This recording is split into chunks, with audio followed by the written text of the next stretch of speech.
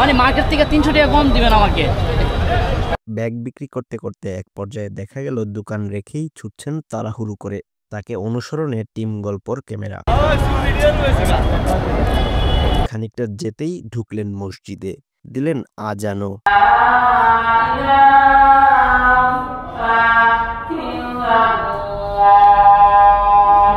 নামাজের সময় হলো, এবার সমবেত মুসল্লিদের ইমামতি করলেন। আসসালামু আলাইকুম ওয়া রাহমাতুল্লাহ। মসজিদ থেকে বের হয়ে আবারও দোকানে। আমার নাম হাফেজ মোহাম্মদ বিল্লাল হোসেন। আমি বিটিআই মার্কেটের ইমাম। ব্যবসার আইডার মনে করেন আপনার, আমি এখানে আসার আগে তো মনে করেন ইমামতি করতাম। ইমামতি করার মানে পাবে এখন কি করব, সারাদিন মানে মনে করেন মসজিদে বসা থেকে তো কোনো লাভ নাই।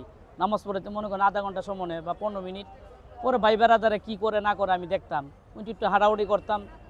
অনেকে মানে ব্যবসা বাণিজ্য করে, পরে চিন্তা করলাম ওরা ব্যবসা বাণিজ্য করে, আমার তো সারাদিনে অবসর থাকি, বসে থাকি, আমি একটু ব্যবসা বাণিজ্য করি, দেখা যাক কি মানে কি করা যায়। 18 বছর ধরে হাফেজ বিল্লাল 5 ওয়াক্ত নামাজ পড়ানোর পাশাপাশি ঠিক এভাবেই ফুটপাতের দোকান সামলাচ্ছেন। আমি আজকে এই ব্যবসাতে আজকে 18 বছর 19 বছর চলতেছে। ছোটবেলা থেকেই ব্যবসার প্রতি তার আগ্রহ। মাদ্রাসায় পড়াশোনার পাশাপাশি করেছেন বিভিন্ন ধরনের ব্যবসা। প্রথম এইভাবে মানে ব্যবসা ছিল না আমার, একটু মানে শুরুর থেকে আমি মনে করেন ব্যবসাটা প্রথম আসলে আপনি মনে করেন টুপি আতর এগুলা নিয়ে আমি ব্যবসা আগে করতাম। পরে মনে করেন একটু টাকা পয়সার জন্য একটু বাড়ছে, পরে মনে করেন আবার মানে বেগার লাইনে ব্যবসাটা আমার আগে জানা ছিল। মাদ্রাসা লেখাপড়া শেষ করার পর আমার কারখানা ছিল, রাত্রে আমার 3টা-4টা পর্যন্ত কারখানা মধ্যে কাজ করাও। সেই কারণে মনে করেন আমি একটু নামাজের ভোজন নামাজ পড়া জানে, সেই কারণে মানে কারখানা ছেড়ে দিয়েছি, তাইরা এই ফার্মগিরি এসে ইমামতি নেই নিচে মনে করেন। আর পেশা তো আছে, ঠিক আছে, এই পেশাটা নিচে মনে করেন এটা মনে করেন আপনার মানে দৈনিক টাকা নিট টাকাটা যারা এটা মানে পাওয়া যায়। আর আমি তো মনে করেন মার্কেটের ভিতরে একটা দোকান নিলে মনে করেন নিম্নে 20 থেকে 30 লাখ টাকা অ্যাডভান্স লাগে, আরও মনে করেন 5-7 লাখ টাকার মাল তোলা লাগে, তো আমার কাছে ইনভেস্ট নাই। আমি কি করবো, আমার কাছে অল্প টাকা 1-1.5 লাখ টাকা আমার কাছে, আমি এখন কী করবো, পরে চিন্তা করলাম এটাই শুরু করি। শুরুর থেকে তো মানুষ বড় হই। মানে প্রথম মানে আমার এই ব্যবসাটা মানে ব্যাগের ব্যবসাটা আমার মনে করেন 50-60 হাজার টাকা প্রথম আসছিল। এর আগে তো মনে করেন মানে টুপি আতরিগুলো মনে করেন 1000-10 হাজার টাকা নিয়ে আমি আরম্ভ করছিলাম প্রথম অবস্থা।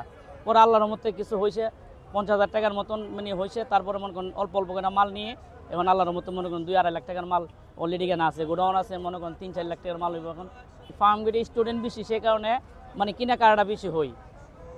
মানে সব তো স্টুডেন্টরা কিনে, ফার্মগেটে স্টুডেন্ট বেশি, তো সেই কারণে মানে আসরের পর থেকে রাত্রে 10টা পর্যন্ত আল্লাহর রহমতে সেল মানে ভালোই।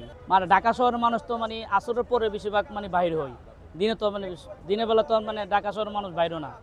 লজ্জা কিংবা সংকোচের কারণে যারা ছোট ব্যবসায় আসতে চায় না, তাদের লজ্জা ত্যাগ করে ছোট ব্যবসা থেকেই শুরু করার পরামর্শ দিলেন হাফেজ বিল্লাল। না, ব্যবসা হইলেও মনে করেন এটা একটা জীবিকা। আমি ব্যবসা নিয়ে আমি ব্যবসা করবো, আমি তো চুরি করতে পড়ছি না। ব্যবসা হইলো হালাল, আল্লাহ মনে করেন ব্যবসাটা হালাল করছে, মানে ব্যবসা করে মানে খামু, সমস্যা কি। মনে করেন অনেকে আছে বেকার, সারাদিন ঘুরে গেরা, মনে করেন ঘুরে গেরা বাপের ওরা লেখা, এ বাপের আছে, আমি তো আর এত আমার এত মানে আমার ফ্যামিলিতে এত মনে করেন অত উচ্চল না বলে আমি মনে করেন ওদিকে নামাজ পড়ে 10,000 টাকা বেতন দিল, 10,000 টাকা তো আমার ফ্যামিলি চলবে না। আমি মনে করি সারাদিন পয়সা থেকে লাভ কি, নামাজ পড়ে 1 ঘন্টা সময় লাগে, আধা ঘন্টা সময়ের ভিতরে প্রায় সময় আমি দোকান থেকে মনে করেন ডেলি 2-2.5 হাজার টাকা কামাইতে পারি, আলহামদুলিল্লাহ, সমস্যা কি।